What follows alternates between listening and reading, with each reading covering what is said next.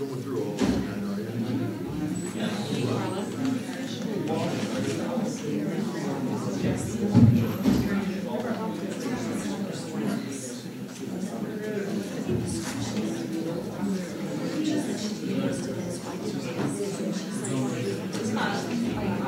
It feels darker, but the lights.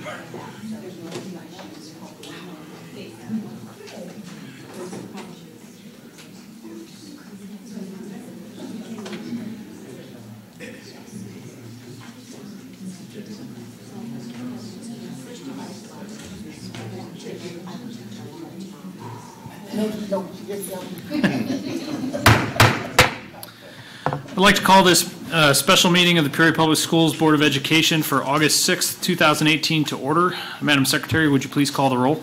Mr. Walter. Mrs. Jackson. Here. Mrs. Ross. Here. Dr. Davis and Aguilas. Here. Mr. Shaw. Here. Mr. Wilson. Here. Mr. Adams. Here. 6 present, we have a quorum. Thank you.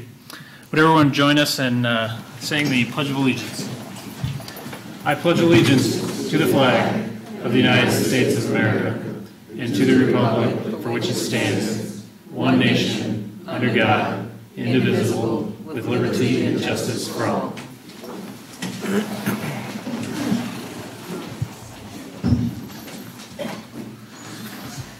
All right, our first item of business for tonight, some district presentations. We have a speaker from Children's Home. First up.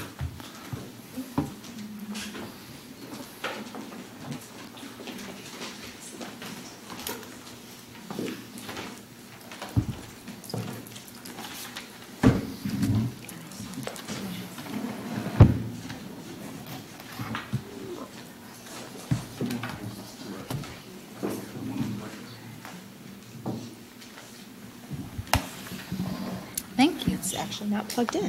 Oh, well, I'm naturally a little bit loud. I can talk. Okay. Can you hear me okay? Yep. We're going to pass it closer to Pam. She is my quieter companion. I'm Krista Taubert. I'm here from the Children's Home to share with you some of our outcomes from this past year with our school-based therapy program. And I'm Pam Gottschalk, Associate Director of our Clinical Services at Children's Home. Okay, so you all have received via email, and then today I provided a paper copy of our brief report. What's projected on the screen just mirrors that in a slightly different format. Oh, there we go. So we just wanted to share some touch points of some of the services that we've provided and the youth that we've supported throughout the year.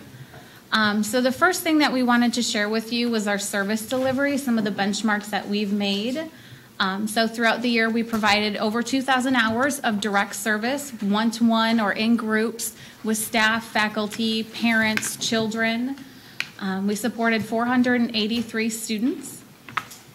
We have 31 students we're still working with this summer that needed some additional supports. We found that a good 23% of our referrals were made directly by a parent seeking our services or from a child presenting themselves and asking for help. The bulk of our services this year were to 5th and 6th grade students. We found that 38% of those children were in those transition middle school grades. And 41% of the students we served had an IEP, with 54% being in Tier 3. So, presenting problems. Whenever a child comes to us for supports, or a teacher seeks out supports for a youth or parent, anyone that's coming to us, we really want to hone in on what's happening that day in that interaction and kind of narrow down some of these presenting issues. Our top presenting issue for the year this year was something happening in the home or with the family. So over 23% of our interactions were focused on a need in that area. We also really take a look at the service that we're providing and want to narrow down, so here's the issues that students are bringing to the table to us, what can we do in response to them? And so the top service we're providing is skill development and support. So what that looks like is the development of coping skills, working with children throughout the school environment and in home to implement those skills, having them better understand when to utilize which skills. Our second service was individual and family therapy.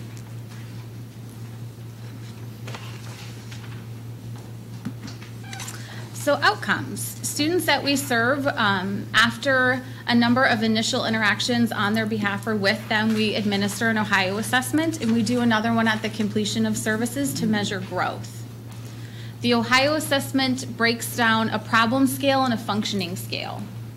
So we look at the frequency in which children are experiencing some of those behaviors they have on the inside, that's stress, depression, anxiety, as well as those external behaviors. Those are the ones where maybe we are yelling in classroom, we're not able to respond to our teacher or our peers appropriately. So we saw that 80% of the youth that we supported in ongoing services decreased their problems, internalizing and externalizing. We also look for children improving and functioning, developing better social skills, a variety of other things, better organization, better communication skills. So 74% of the youth that we served improved their overall functioning.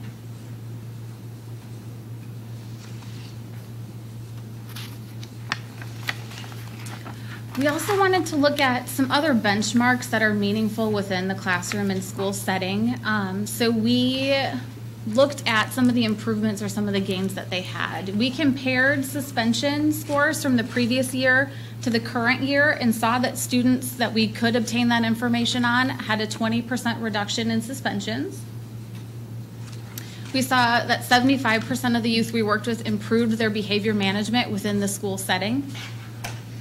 85% developed those positive behaviors, social skills, organization, response to stress, and 94% remained in their initial school placement, so they were not expelled from their school environment. We also want to take a critical look at how we're engaging the family and meeting family needs.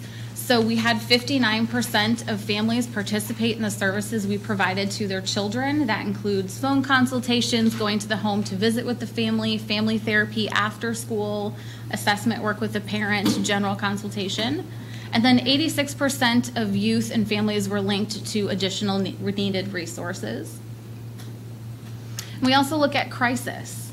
60% of the youth we worked with reduced their frequency of crisis. And that's information we gather collaboratively with their teacher, with the interventionist, if there is one, social worker, counselor, all of the stakeholders in the child's life to talk about what's happening at the beginning of the year and where are we when the year ends or whenever services end.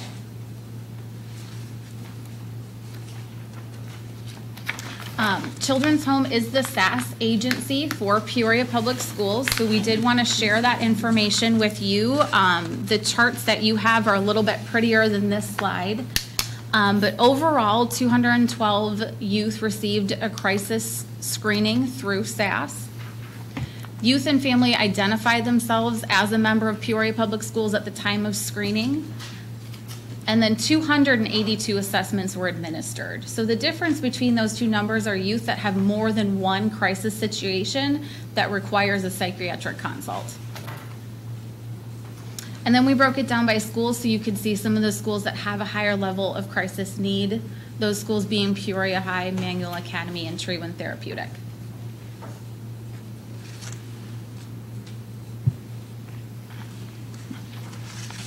We wanted to better understand some of the experiences of the Peoria Public School students and really give voice to their stressors and their daily lives.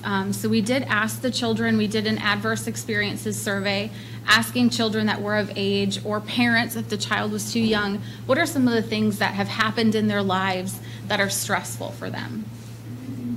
So your top 5 adverse experiences as reported by children or their parents this year. The top report was parents or guardians separating or divorcing. The second was a report of surviving harassment or being bullied. Third is experiencing the loss of a close relationship. 4, seeing or hearing violence in their home neighborhood or in the neighborhood where their school is at.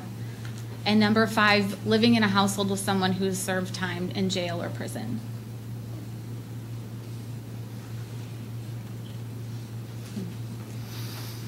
We also took a critical look at those youth that are reporting more than one potential adverse experience. So youth who might have felt as though they survived being bullied, lost a relationship, had parents separate. Sometimes those things compound in a child's life. And so we wanted to give the opportunity and voice to children who've had multiple adverse experiences. So we broke down those experiences from 5% of students reporting nothing, all the way up to 9% reporting or 11 or 15 items on the survey that had happened to them.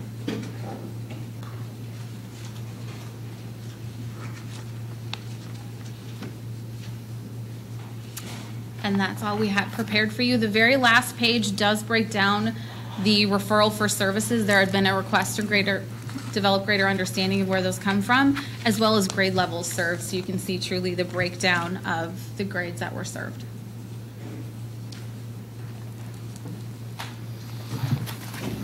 Okay. Thank you for the presentation. Questions from board members?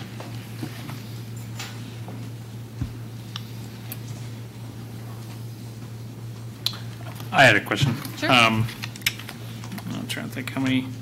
It's my 5th page. Your 5th page, no problem. Yeah, the outcomes. Yes. The decreased frequency of reported problems as a result of the therapeutic services. Can you talk a little bit about the underlying data or source of the data behind that outcome? The problem scale outcome? The frequency of this big 80%. The 80%, thank you. Yeah, no problem. So the Ohio scale is a standard measurement used throughout mental health services. It's actually one embraced by the state of Illinois through DHS-funded programs. So it is a battery of potential things that are happening in a child's life. So a child and their caregivers and stakeholders will identify on a scale of 0 to 4, how often are you getting into fights? How often are you struggling to complete your homework? How often are you getting punished? Arguing with parents, getting along with parents and friends. Do you have friends? Can you get along with them? So it's a comprehensive view of the child's life. So you take into consideration what the child reports, what their parent, caregiver reports, teacher, any stakeholder in that child's life. You develop an understanding of where the child's at and complete the Ohio assessment at the beginning of services and then at the end. And then we compare growth. So were they able to decrease their scores for arguing with parents from a 4 all the time, every day, to a 2, not so often or rarely. And that's how we measure our progress, is that decrease in score. Okay, good. That's a good explanation. Thank you. Yeah. Mrs. Ross. Yes. Did you say the total number was 400 and what? Total number of students? 483. 483. And of those 483, how many would you say home visits that you do? I heard you say you did home visits. We do. I wouldn't want to hesitate a guess on that, nor I wouldn't want to provide you with the wrong information, but that's something I could easily get to you as soon as tomorrow if you'd like that specific number. Okay. Yeah, I was just wondering, which ones of the ones that you served actually Went out to the home and spoke with the parents. And you said you worked with families and children. Mm-hmm. And just how many in the home? No problem. I will get that to you tomorrow if you'd like. Okay. Thank you. You're Mrs. welcome. Jackson. How do you determine when you make a home visit? What forces you to decide you're making a home visit? It's really about the relationship and the need of the parent. It's about whenever the parent says, you know, we're really struggling, great, we'd love to talk to you. Can we come see you? Can we meet you where you're at? If they're not comfortable with that, we'll do it over the phone. They can come see us. It's really about the need and the desire of the parent. So their willingness to engage and comfort in the development of our relationship with them. I did have one other question Sure. about the schools that are documented here are just Peoria Public Schools or Peoria Public students, doesn't include KIFA or any of those, right? It does not.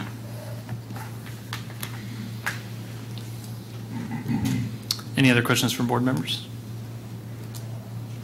Okay, thank you for the presentation. Thank you. Thank you. I'll do that. Next up for presentations, Family Corps. Let's do this.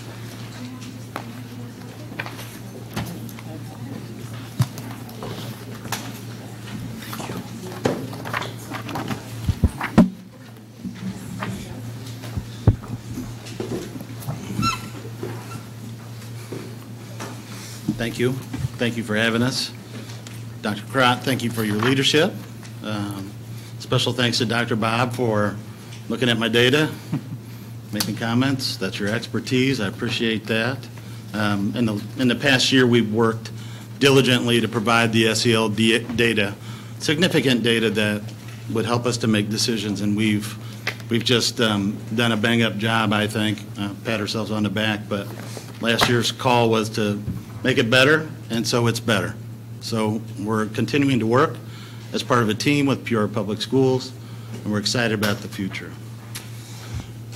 All right, so this data is for all of the schools we're at combined. Let's go to the next one. During last year, we were at 13 schools. We served 2,953 kids. There's the schools. This is the data that was measured. Types of services, presenting issues, the reason why they're referring them, duration of services, social emotional competency addressed, knowledge gain, pre-post tests using the Strong Kids curriculum, Columbia scale, which is a new global functioning assessment that we introduced this year, and then successful interventions in crisis, getting the kid back to class versus having further discipline problems. Who made the referrals and whether they were a new or a repeating student. So the types of service, the top three are group social skills, check-in, check-out, which is a tier 2 intervention, and crisis intervention. Those are the three top services that we provided. The top three reasons for the referral: 1 is attendance, 2 is disrupting class, and 3 is case management. This is total number of referrals per the presenting issue, and again, you got disrupting class and attendance, and stress is stress and case management are tied for third, basically. These are the competencies. So every time a family school liaison had an interaction, a significant interaction with a student, they would document which social emotional competency that they were working on with that child. So in crisis, usually you're working with self-regulation, helping them to get calmed down. And then in more planful settings, you're looking at maybe building relationships, trying to really gain the relationship with the kids so you can begin to influence them. These are the five competencies: self-awareness. This United Way has adopted these, and these are essentially the same from Castle, who's really led the field in this. Self-awareness is the ability to recognize their feelings and influence on my behavior in home and school and community. Self-regulation, the ability to manage my feelings, thoughts, and behaviors in my home, school, and community. Social awareness, building relationships, decision-making. All right. So this is our crisis data. So these are the total number of crises that we responded to, and the blue represents those that we were able to return back to class without further discipline. And that represents 95.15%. So of all crises that we were responded to. This is the Columbia Impairment Scale. It's a 13 questionnaire. There's 4 primary areas that it's covering. It's measuring. One is academics, leisure time, potential mental health issues. So we began using this in October, November. Let's go to the next one. There's the 13 questionnaire. So we did this with the student, and of course, this is with parental permission. We did a small group because this is the first time that we've tried this, 176 kids. This year, we're going to introduce a parent Columbia Impairment Scale to add to the data. So this is the result of the tests. So 1,900 tests that were submitted, 289 did not improve, 1,611 did, which is 85% of the kids improved. This is our pre-post test for social skills training. Again, great numbers. Again, 85% gain. We also did, in December and January, we did parent, student, and teacher surveys via SurveyMonkey. Let's go to the first one. So this is one of the questions for the parent survey. As the services provided by the Family School Liaison helped improve your child's ability to better handle conflict, stress, worries, anger, and sadness. We had 89 parents that responded, and 85 or 95.5% said that we had helped. Overall, they were highly satisfied. 87 said yes, and only 1 said no. This is the student surveys. We asked the kids, and they rate us A, B, C, D, or F. My counselor is kind to me. I can talk to my counselor about things. A 5 is a perfect score, like a 5.0 grade point average. It's a weighted survey. My counselor listens to me. We like that that's big. My counselor has taught me new skills. So they all agree that their attitude has changed. So there were, how many kid surveys was that? Over 200. Over 207 kid surveys that were submitted. This is the teacher survey, so I sent a link to the principal who sent it out to the teachers. That's how they got the link to ask. And again, it's a weighted scale, 5 being the best possible you could ask for. They felt like that we were part of their culture, that we were able to become part of their culture, which is, I think, really important because we're trying to fit into a different system, and it's worked out really well. I have some amazing staff here tonight, I think in the back here, but they do a great job of fitting in and working hard. But overall, they're very satisfied. The teachers were very satisfied. The parents were very satisfied. The students were very satisfied. And thank you for your time. Thank you. Questions, board members? Mrs. Ross? I have a quick question. Of the 2,900 or so students, how many of those were undisciplined? Of the 29, all of them. All of them. Those are 2,900? Right.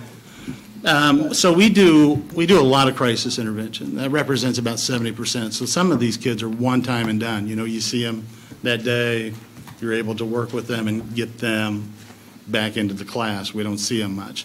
Then you have some of the more frequent flyers that you frequently do. So, so that the frequent flyers are in that 2,900. Oh yeah, Okay. oh yeah, yeah. It's all of them. And since we serve tiers 1, 2, and 3, we're just all over. You're welcome, boss. Other questions? Mr. Wilson? Just had a quick question. With the surveys, you kind of answered the question I had initially regarding how'd you get the surveys out. But I was curious what schools were represented. You said you sent them out to the principals. Was that the principals for each school that you're inside? Every school. The only two that we didn't was Urban League and Glen Oak, because we didn't get the contract till second semester and weren't even in the schools until February, March. Okay, understandable. Yeah, Okay, thank you. you're welcome. Quick question. Sure. Regarding number of students served, do you have that slide? You want to go back to that? I think it's,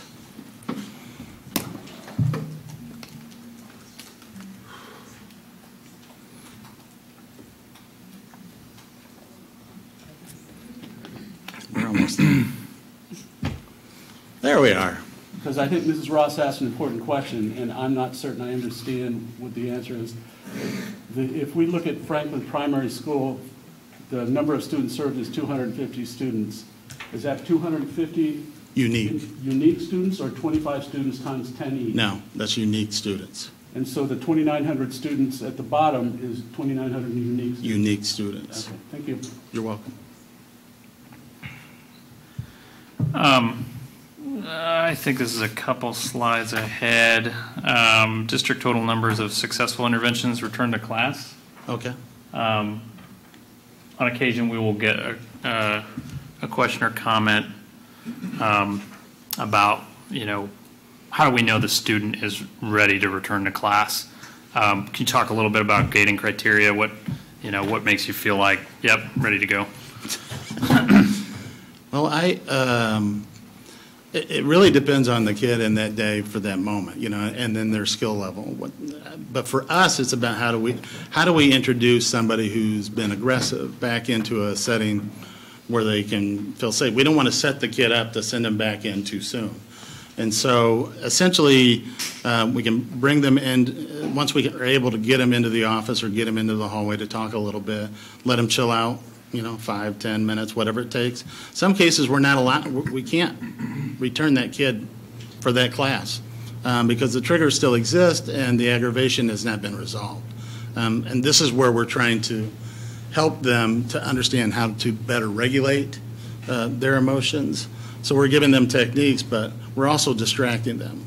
So it really, those are kind of the criteria that we have. We won't put a kid back into a class if we think that he's not going to make it or she's not going to make it.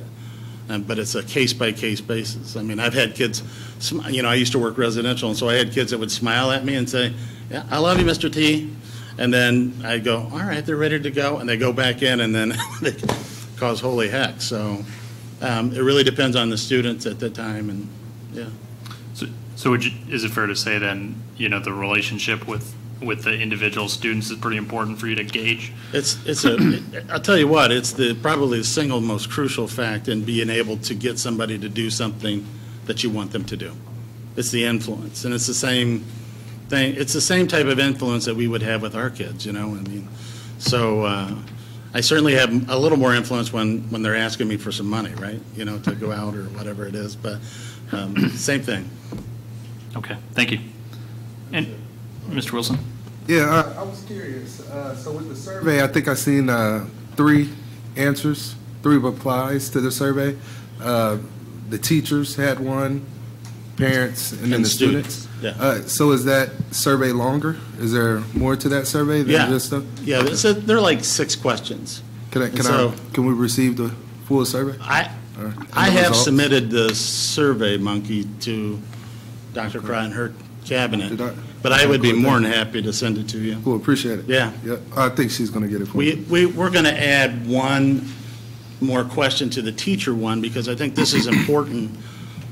We want to know if the work that we're doing is helping them increase the amount of teaching time, and that's really important because we know if one kid in one class can disrupt the whole educational process. We define a crisis as anything that upsets or disrupts the educational process. So we're going to add another question to the teacher survey about, did this allow you more teaching time? something to that fact. We'll make it prettier than that. But what we want to do is figure out, did our services provide them the ability to get the educational process back on track? That's what we want. Sure. I noticed that this contract is somewhat higher than the contracts in the past. Are you introducing something new this year or expanding service? So what's happened is, so like Northmore and Keller were part-time in the past. Now they're full-time. Roosevelt is new to us this year. So you're expanding service. We're expanding a little bit. I'm sorry, Martha. Just tell me to answer the question. I give up. You know how far we go back. I know. Thank you. Okay. Thank you for the presentation. Thank you. All right. So the next item on our agenda is audience presentations. As a public body making decisions that impact over 13,000 students and tens of thousands of voters and taxpayers, feedback from the public is critical to our success. The rules for addressing our board have been posted near our public comment cards, as well as on our website, www.peoriapublicschools.org. We welcome both your praise and your constructive criticism. We simply request that you maintain a civil tone to your comments and respect other speakers' time by limiting your comments to the allotted 5 minutes. Outside of these meetings, all of our board members can be contacted using our district emails, and if you have a specific request today, please indicate so in your comments, and we'll have a staff member follow up with you after the meeting. Our first and only speaker is Mr. Terry Knapp. Pass that down, Daphne. I hurried all the way back from my other meeting. So anyway, I'd like to make a statement. First of all, your board, I am really impressed. You know, I sat here for, 7 years with, I'll just call her Lathan because she insisted on being called Dr. Lathan to one of her workers and then fired her because she didn't address her as Dr. Lathan, which I thought was pathetic. But anyway, since this board has been put into place and Dr. Crott has been on the board, I've enjoyed coming to the meetings. It actually almost killed me to come to the 7 years of meetings prior to this board being seated and Dr. Lathan leaving. So I applaud you for the things you do. I applaud your diversity. I have met most of you personally and talked to most of you personally, and I've campaigned for most of you, and you know, I can honestly say there's a tremendous divergence of opinion on this board, and that's a good thing. You know, I think the board should be diverse in thought and diverse in every way, and you're to be applauded on that. At the same time, I'd like to make an observation. I was on the board with the old timers for 25 years, sat on the board, raised $20,000 a year for kids in the community for various activities. I was a vice president with the Illinois Federation of Teachers for 10 years and represented 90,000 teachers in Illinois and sat in at least 6 to 8 meetings a year with every school district in the state of Illinois represented. I was also on the board of the Alumni Association at Woodruff, and still am. That's where my other meeting is right now. But we represent, you know, students that have graduated from Woodruff over the last 80 years and continue to give scholarships at about the pace of $20,000 a year, which I think is good for the fact that Woodruff was closed and we still keep operating. That having been said, I was also the president of the Peoria Federation of Teachers and chaired meetings for 10 years representing 1,200 teachers and bargain contracts with the Board of Education and the administration. I am concerned a little bit, I won't say disappointed because I never get disappointed because I expect everything, but last meeting, when you run Robert's Rules of Order and a person that is your contemporary or sits at the table with you makes a motion, I don't care who it is. You know, Dan Walter and I went to school together. You know, Ernestine, I supported her over Dan Walter when she ran for the school board, and then I supported Dan. But my point is this. When somebody makes a motion, according to Robert's Rules of Order, there needs to be a second. If there's not a second, you can't have discussion. I would, if I sat on the board with anybody, my contemporary, any 7 people at the board table, I would second the motion. I would never let a contemporary or a peer of mine have who donates their time for free like you people do, let a motion die and not have a discussion on the motion. You know, at the last meeting, Mr. Walter made a motion to table. It died for lack of a second. It doesn't have anything to do with Mr. Walter making the motion. It has to do with your respect for your fellow people at the table. And that happened to me one time. I was on a board for 25 years, and that happened to me because a person spoke out of line about an issue, and he was out of order, and my motion died for lack of a second. I no longer belong to that organization.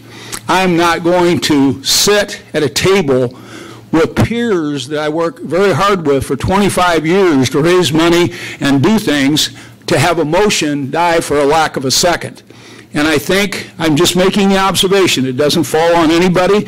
I'm just saying that I would hope that in the future, I know all of you, and it really surprised me that there was no second to that motion so discussion could occur in front of the public.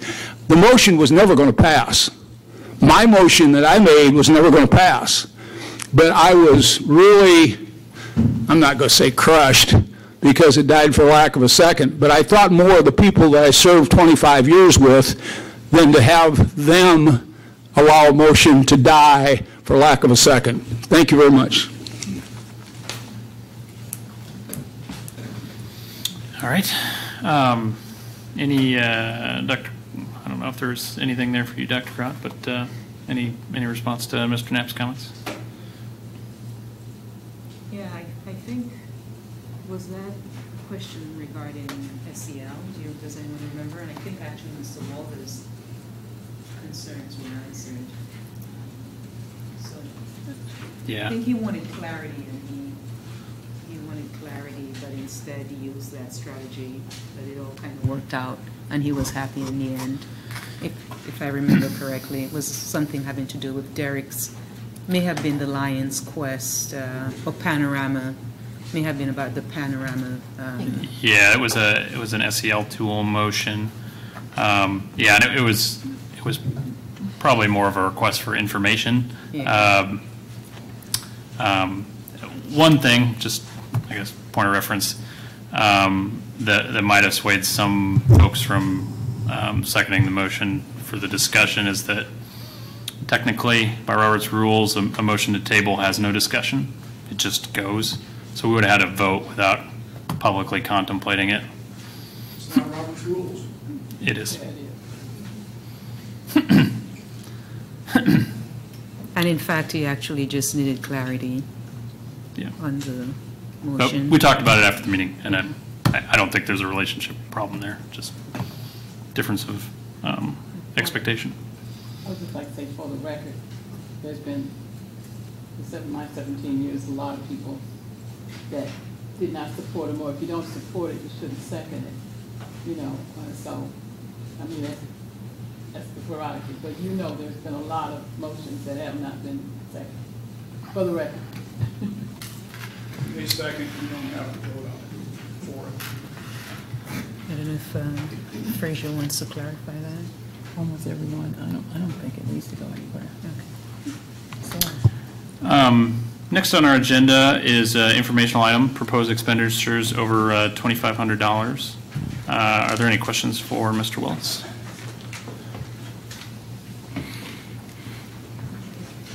Okay, seeing none, we'll move on to the consent agenda.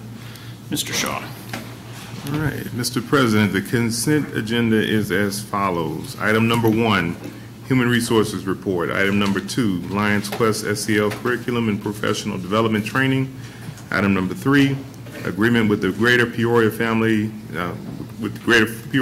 YMCA. Item number 4, AVID. Item number 5, Imagine Online Licenses. Item number 6, Renaissance Learning, Mayan Reading Program Software Renewal. Item number 7, fiscal year 2019 contract renewal between Dr. Andrew Morgan and Peoria Public School District. Item number 8, Children's Home Behavioral Health Therapist contract. Item number 9, fiscal year 2019 OSF tutoring contract renewal. Item number 10, Center for Prevention of Abuse, Aaron's Law Mandate Program Plan and Budget 2018-2019.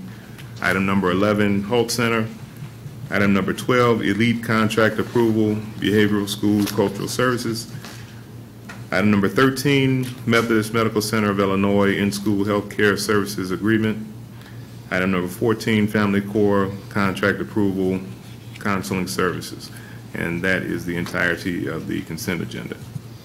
Thank you, Mr. Shaw. Would any board member like to pull individual item for a separate vote? Item 12, please. All right, item 12. Any other items? Seeing none, I'd like to entertain a motion to adopt the consent agenda with the exception of item 12. So moved. Second. It's been moved and seconded. Any discussion on items on the consent agenda with the exception of item 12?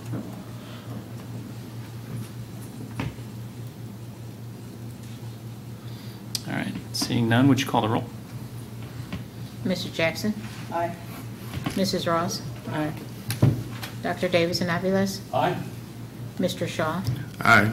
Mr. Wilson? Aye. Mr. Adler? Aye. 6 ayes, motion carried. All right, item 12, can I have a motion?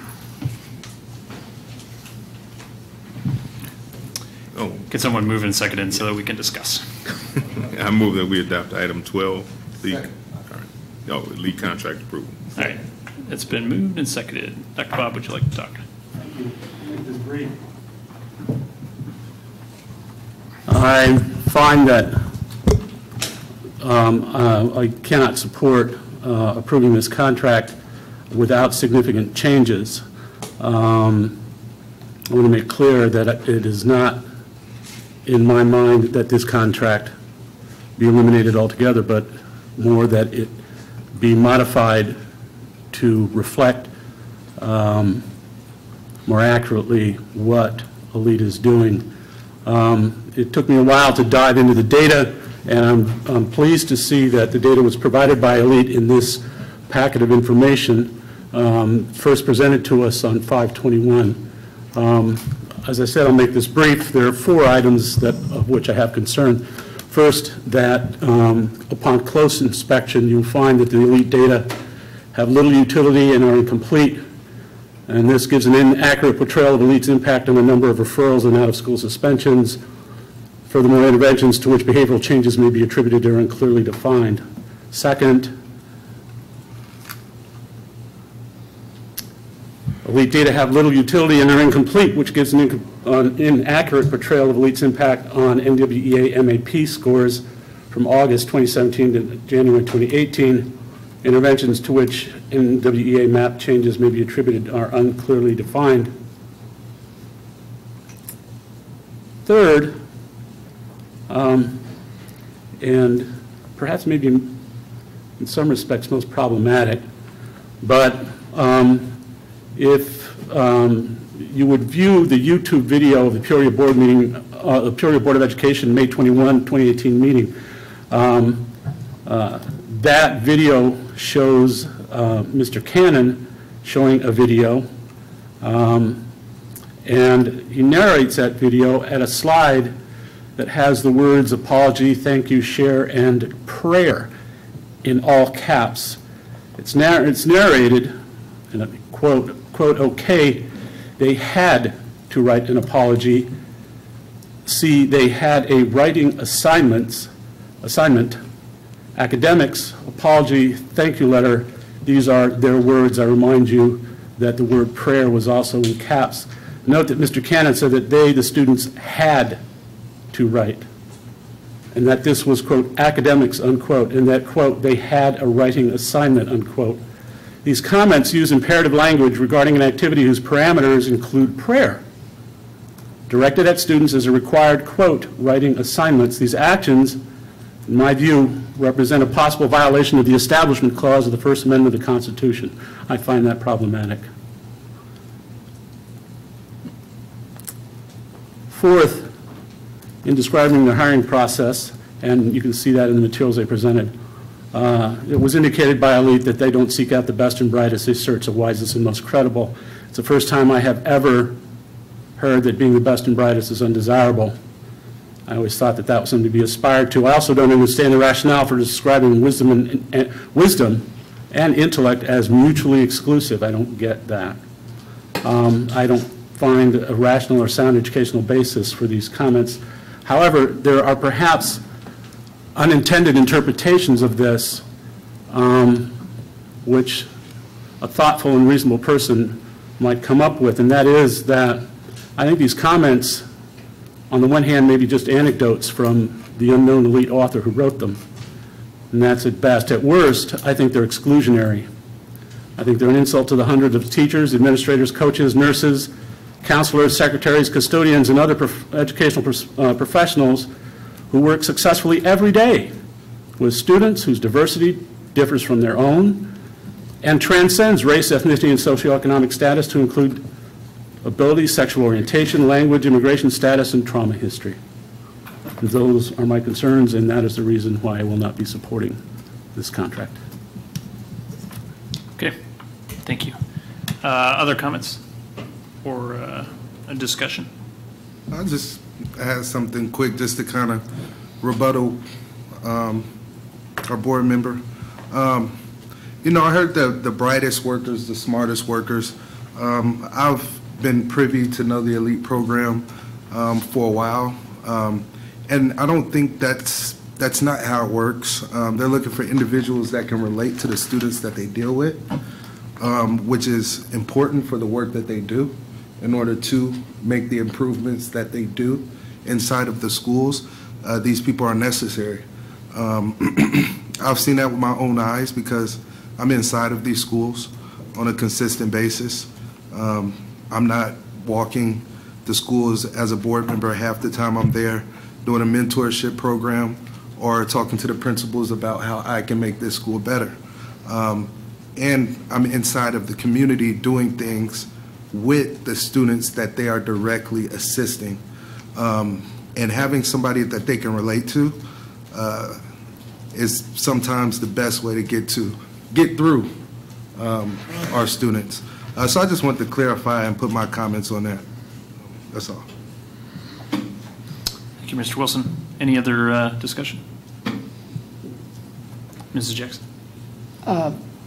I understand that requiring anyone to say a prayer violates the Constitution. So that part of this contract, that needs to be pulled out if they're requiring our students to do that. It's something I do all the time, but I know what the Constitution says. So I would ask that we ask Elite to pull that part of the contract out of the contract. And I agree with Mr. Wilson as relates to the hiring process. And maybe it wasn't written clear, but having been in a hiring process for over 4 years, I've hired people that I thought were the best and the brightest, and it didn't work. I've hired people that the people in the room thought they would be terrible, and I'd overrule and hire them, and they became my best employees. So the fact is, we want people that not only can relate to children, because many people can relate to children, have a real heck of a time relating to the parents. So you got to be able to go through that line and be able to relate to everybody that you're working with. The teachers in the building, the principal, the parents, the students. So I can understand that. And like I said, maybe it's not clear what they were saying. I certainly intend to support this contract. I think it was the best thing that ever happened few of our schools. And I look at Lincoln when I came on, and the condition of Lincoln, and look at Lincoln now. I can keep naming those schools because those are the ones that I zeroed in on when I first came on, because I knew the problems.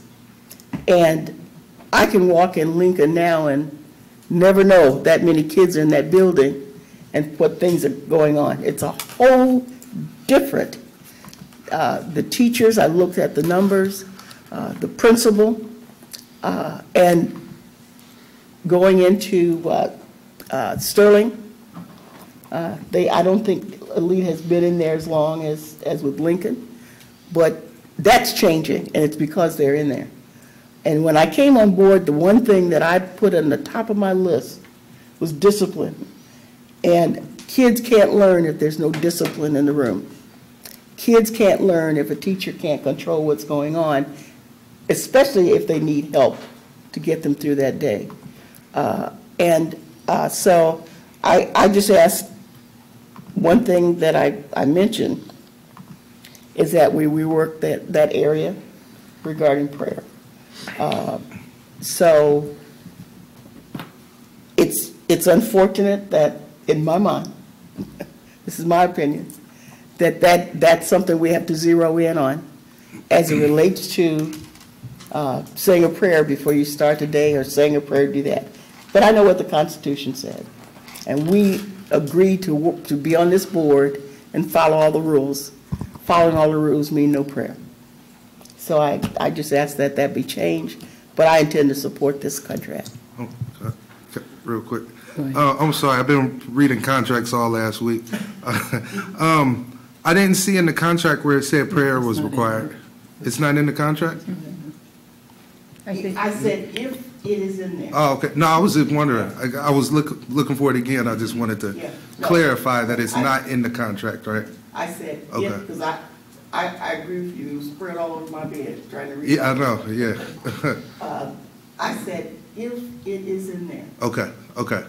That we should eliminate that part. Perfect. And is it in it? Did you see it in the contract, or you were I referring never to? stated that it was in the contract. Okay. Let me please clarify that this was a practice, and my response to it was in terms of it being a practice and possibly even a policy, and that as an educational practice or policy, it should be looked into further, and that it was very clear that requiring students to pray, even telling them they have an option to pray, is a violation of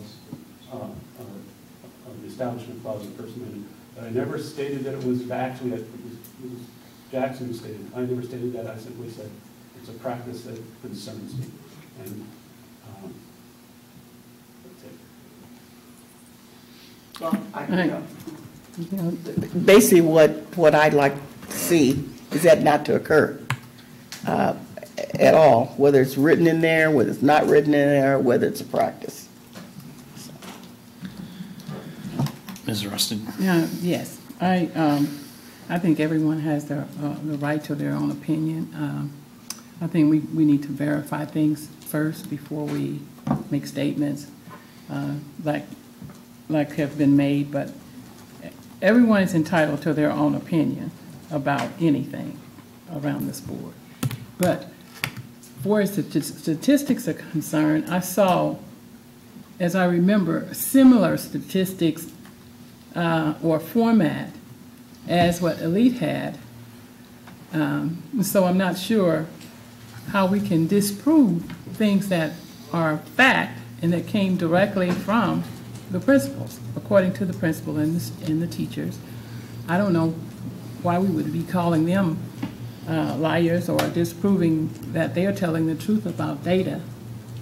This data wasn't made up, according to the principals.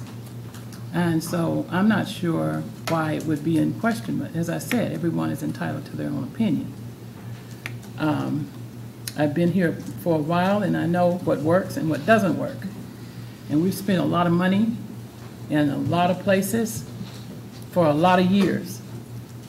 And I think this little pittance of dollars are well spent for the programs that, and the services that we receive.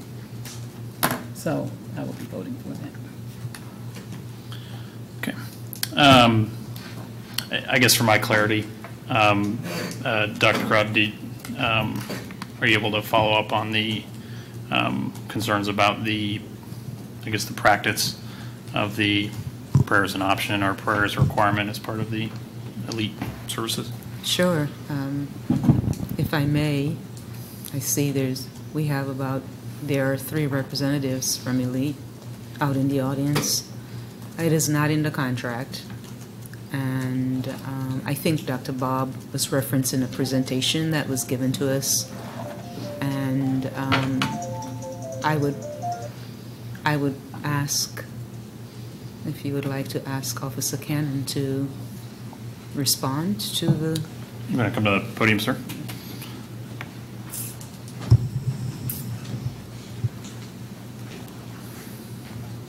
Thank you for the opportunity to respond. I have never asked or had students pray at my demand. I pray every day, several times a day. I pray for our kids, but I have never asked or demanded that our kids say a prayer with us. If they want to pray, they can pray. But to not ask me that before tonight, with the many years of service that I've offered to this, I think it's unfair. I've got a phone, I've got an office, ask me. I would never do anything but uplift the children of this community.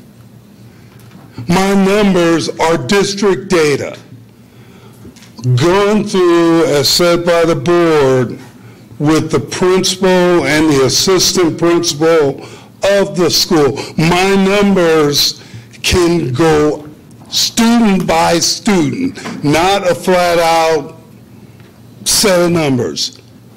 It is student by student, caseload students. The district the data comes out of Skyward. I don't have the ability to collect data because I don't have the resources to put in to collecting that data. So thank you to the administration for giving me access so I could see what's working, what's not working, make adjustments so we could be more effective. And as for the staffing, sometimes been there, done that, regret that, is going to be a better teacher than those who haven't been through that. They're all vetted through the district's process of background checks, all of them. If the district tells me that I have a potential employee that does not meet that standard, they are not going to be employees for Elite or for District 150. I think that's the questions. I'd be happy to stand here and answer any questions. Do you have any other questions for Mr. Cannon? Briefly, I understand that you state that you reported scores that came from the district. Is that correct? That's what I said. Yes, sir. And I don't dispute that. What the scores represent and their usefulness for making decisions is what is in question. Because the data, as represented in the presentation, says that NWEA MAP scores improved. And it was numbers of students whose scores improved, so it's a count of students. And then it was a count of students whose percentiles, actually yes, percentile scores, but those are really not scores, they're percentile ranks. Their percentile changes. You're absolutely right. Okay, well, I'm not done. The question is not is there a change? Of course there's a change. Randomly, there would be a change. The question is, first of all, which score? Is it a raw score, a transformed score? Is it a mean score? We don't know that because you don't report that. The second is how much of a change is there? And the question I would have is how much of a change, and let's, for example, say a grade 3 math score, how much of a change would be significantly positive? 5 points, 10 points, 20 points? What we did, Well, I'm asking a question. I'm trying to answer your question. What we did was take the NWEA data from August 2017. It had the raw score, period, and it had the percentile. We put that on a spreadsheet. At the end, we recorded all of the data from all of the students in our caseload. The math came out to 79% of the students participating on the caseload who would have been the peak students, the ones who had at one time the most referrals, 79% of them improved in math on the NWA. I don't and cannot tell you today, sir, their percentage of improvement, they improved, they went forward, and that's what we try to do. 83% of those same students had improvements in the reading, the NWEA, before and after. We're now trying to look at raw cut scores starting this year, and we plan to continue the improvement forward with those students and with those students that rise to the top of the disciplinary chart, trying to bring them back down. What you also saw was a 3-year plan. 3 years ago, the charts would have shown it high, very high. You could see at the March of last year, this year, it was almost a 65% drop in the number of disciplinary referrals. And it makes sense that if we can get discipline under control, the academics will start to move forward.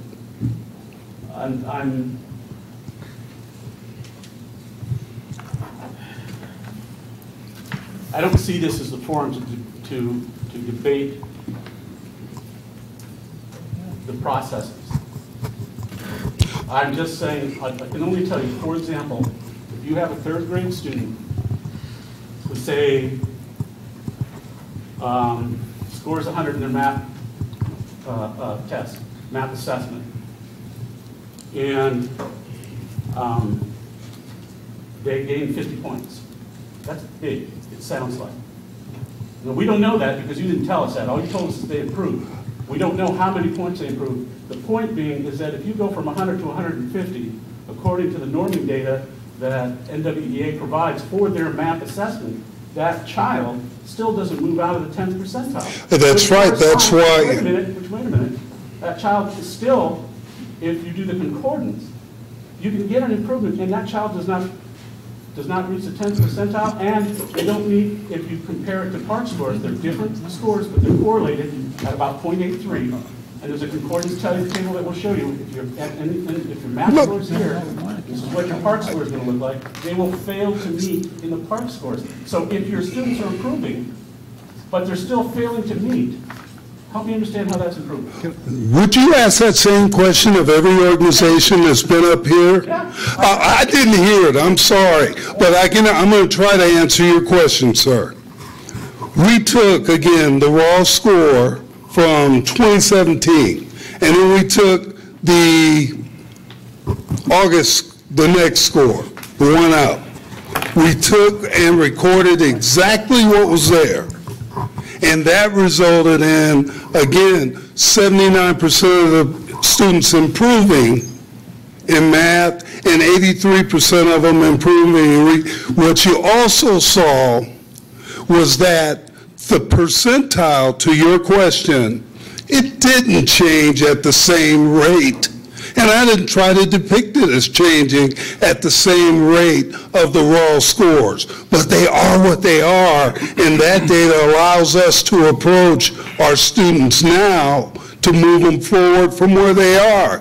We just wanted to stop the marking time, which is moving and not going anywhere, or going backwards. We have our kids who are struggling, again, they're caseload students, moving forward. All right, thank you, Mr. Cannon. Thank you, Mr. President. Can I say something? I just wanted to, this situation here just had me thinking, the elite program, Children's Home, Family Corps, I'm familiar with those organizations and what they do. And I just want to say thank you to everyone that works for those organizations that are here today. It's not easy being an expert in one field and then having to come up with the data that you guys have to come up with. That's not easy, and I understand that. So I just want to say thank you for the work that you do and being hands-on, boots on the ground, as I call them, with our students, because that's really the heartbeat of our district, I feel like. And on the flip side, I feel like Mr. Cannon's an expert in the community, and I feel like our board member, Dr. Bob's an expert with numbers.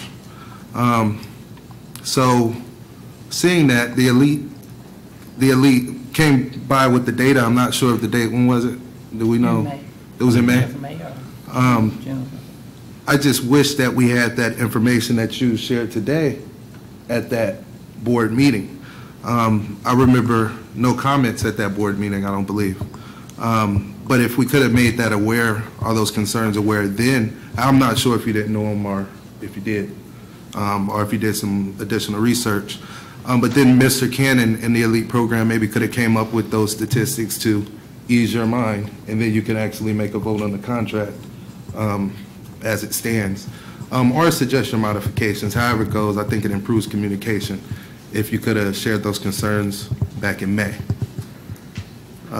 And that's honestly, that's just me seeing how we can improve communication in that way and have information shared freely. And that's it. I had a couple other things, but that's it. Thank you. Children's Home, Family Corps, Elite Program, and every other program that does intervention services. I had Dr. Crott. Yeah, I just wanted to mention that the unique thing about Elite is that actually they're selected by the buildings, so it's not a top-down decision. And I saw Mr. Bloomer earlier, but did he have to leave? He had to leave. And hands down, he says Elite adds value to the work that they're doing and could not do what they're doing without the support of Elite. And so Elite, just again for the board, is selected by the building principal. I know they're going to be at Lincoln for the upcoming school year if this goes through, and Sterling, correct? Yep, those two principals and staff selected the Elite organization, and they do use their own discretionary funds to pick up the cost of having that additional support to help with helping with not only culture and climate, but also student behavior. So just FYI for the board. Thank you. Dr. Davis. Brief response. Briefly, and at the beginning of this conversation, there was an intimation, not an accusation, but there was an intimation that followed my comments that were generally spoken in such a way as to make it defensible so that no one could accuse the speaker of accusing someone else. That being said, the coincidence in time, any reasonable person would know how to ascribe the comments that were made. And what I'm talking about is the intimation that I somehow am accusing principals of lying or of misrepresenting data. That was the intimation that was made. And I think it would stretch the imagination to think that, no, that's not what I meant. But I would like to make it very clear that I never said that, I never hinted at that, and quite frankly, I'm stunned that somebody would make that far stretch and reach under the circumstances. As far, Mr. Wilson, I understand your concern. Why didn't I say something then? This is actually respect to Elite and the other folks. I take the job seriously, and it takes a long time to do the kinds of things that I know how to do, and I do them seriously and I do them accurately. And I make sure that I'm not making any mistakes, because it's not my reputation that's at stake. It's whether or not we're providing the best services we can to our children and families in the district, and whether or not we can demonstrate that. And that's what's important to me. So yeah, you're right, I do take my time, and it may seem like it may be difficult to understand, but in point of fact, that's what I do. And as far as the other groups are concerned, I'm here. I was invited by another one of the groups to come and look at the data. And if you invite me, I'll come take a look at your stuff, and I'll talk to you about it. Everybody who speaks before this board has the same opportunity to provide excellence in the analysis of their programs as any other person who comes up here. You take that responsibility. And in fairness, Mr. Wilson, Dr. Bob did mention it to me. We had some conversations about it. I know, Dr. Ike, I don't know if you want to pipe in, but that was just one piece of the one piece of the entire puzzle. I mean, we looked at the other growth that they were making, and the point is well taken with Elite. Should we, and I wrote it down, in terms of accurately reflecting, you know, the outcome. It should, because they are making some huge improvements in a variety of areas, and we spoke specifically about NWA at length. So Dr. Bob and I did have that conversation. And that's great. I was speaking more just in general, honestly. Yep. I didn't know if he did, you know, or if he didn't. It was just me kind of throwing out a way to better the communication process, so a situation like this doesn't happen, not only for the Elite program, but for any other contract that comes up here, or data that's presented to us, because I would like to know the information as well. But not even only communication, I would like to hear what you have to say, because you are an expert with the numbers. That I don't think anybody can disagree with. I can help with that. I will. Thank you. Mrs. Jackson. I just want to make a last comment. You know, I understand that we're expecting certain things and specific things and all those. But there's an element of this contract that doesn't go along with numbers like maybe Dr. Bob wants to see or is asking for, because if the principal is saying, I need help, and Elite comes in and there's control brought to that school, children have quieted down because Elite is there. Parents are being more active in school because Elite is out there going into houses even when they're not asked to go. They just go. There is teachers being asked to do some things prior to Elite coming in there that they don't have to do anymore. They can now begin to teach their class, and kids are learning. So there's a whole different element to this that's different than a family core or anything else that we might do. So there's that element that we really need, and the principals saw a need. And I guess my philosophy is, if a principal say, hey, I need help, we're supposed to be there to give them help.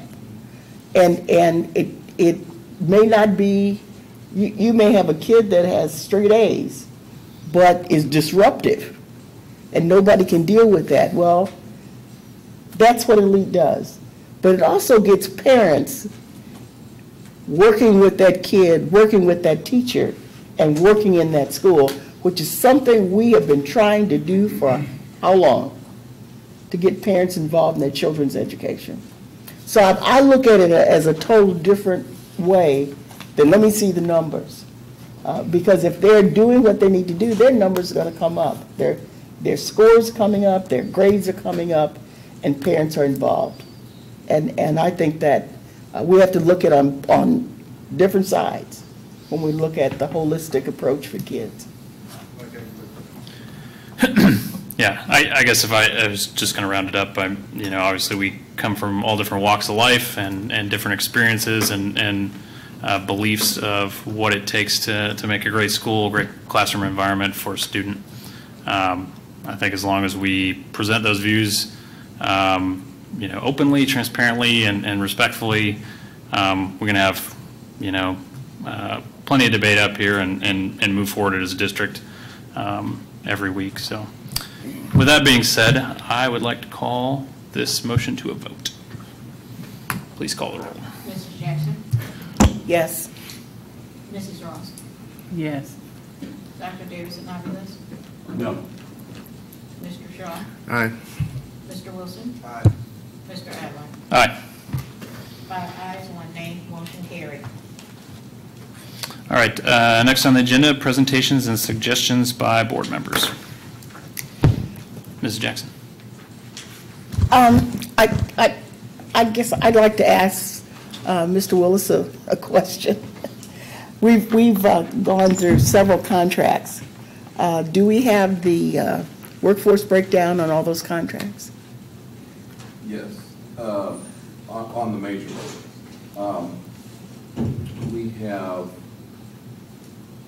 3 air conditioning projects. Even the ones that we're talking about today? Family Corps? We can give you a Yeah. presentation, Ms. Jackson, if you like. Yeah, I would like to see that.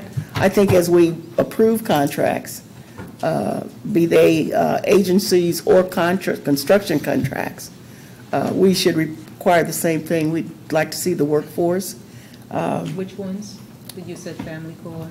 Well, what we had, there's several today contracts that we So all of those? approved of, Okay. yep, that we've approved. In addition to? In addition to the construction contracts. Oh, I thought you were talking about construction. Oh, Right. both. It's what, because I'm asking for the requirement for both, for agencies that we have plus construction contracts. That would give us an idea of what the workforce is like. And since those agencies and companies are being approved by this board, and we have children that need to see people that look like them. So in those agencies and that's working with them. So I would like to see all of them from those two. I would like it brought to the board so we can see it. Okay, thank you. I don't want to be the only one asking those questions. I know how you feel. Other presentations, suggestions by board members? I'd like to thank Karen, what she did when we did the ceremony for the Dr. Maud Sanders. It was really a nice morning. We got to meet Carol, who's Dr. Maud Sanders' daughter, but also her secretary that worked for her. But the way that it was done was really very, very good. And I'd like to thank Kelly, the principal I know she's not here tonight, that's at Dr. Maud A. Sanders Primary School.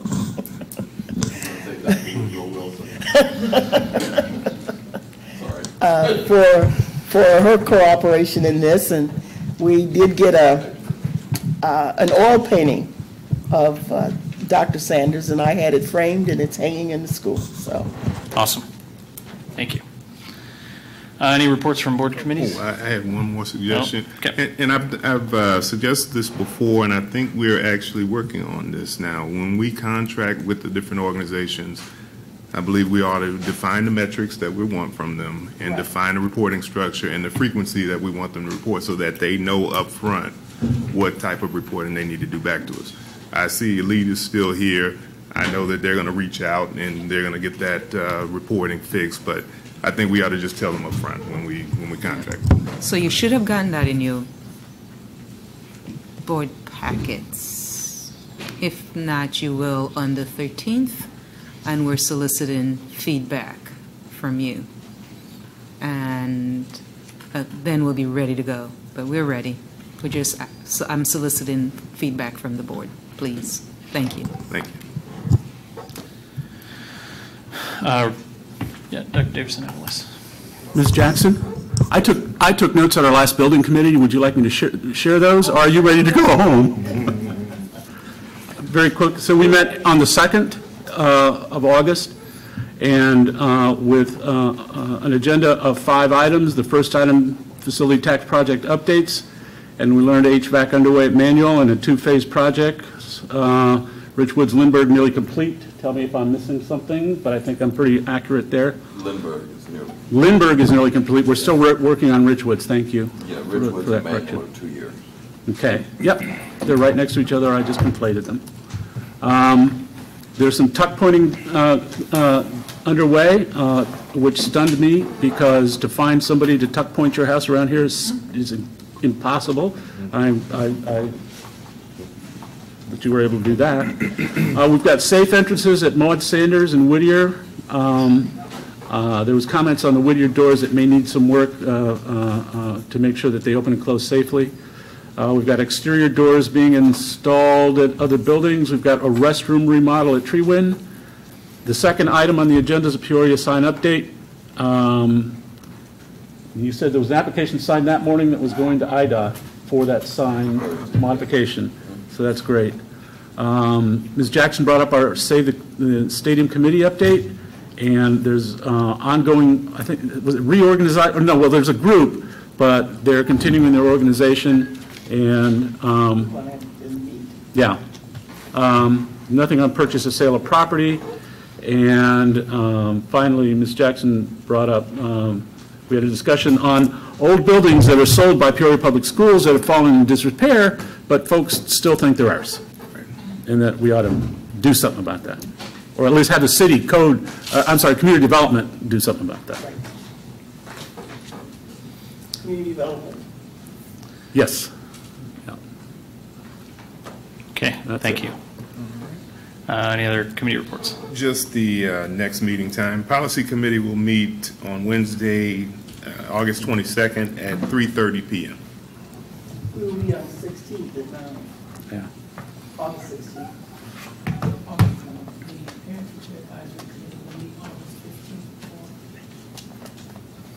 First day of school, huh? Nice. All right. Anything else for the good of the board? We're adjourned.